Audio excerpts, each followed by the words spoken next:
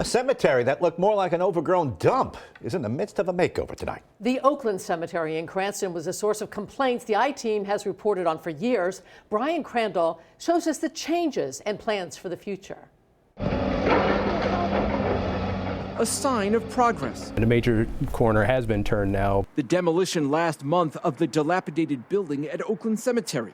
This is what it looked like. The roof had caved in. The caretaker's cottage was the biggest eyesore and the biggest safety issue at the cemetery by far. John Dorsey is the court-appointed lawyer overseeing the cemetery's finances and cleanup after the city of Cranston cited the cemetery for upkeep violations.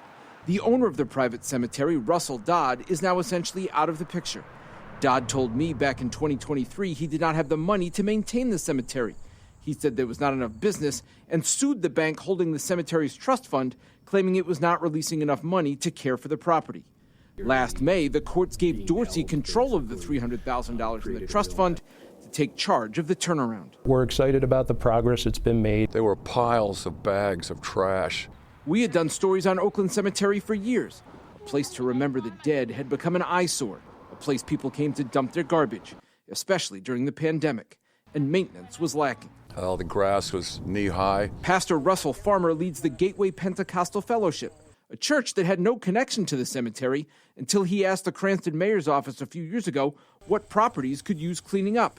And he's been organizing volunteers to come here regularly ever since. I'm surprised at how it got a hold of me. This was a huge village of people that came out over and over again. Christine DeMarco lives next door. You look at it now and you can't even imagine literally the tons of garbage that were taken out of here.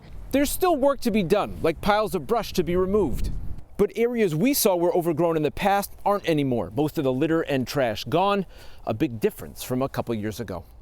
You can call it a cemetery and not a landfill that happens to have people buried in it. It's been hugely helpful. The cemetery wouldn't be where it is right now without the help of the community. It's a cemetery now, a place of contemplation, memory, honoring past loved ones. The cemetery is no longer operating as a business or taking new burials.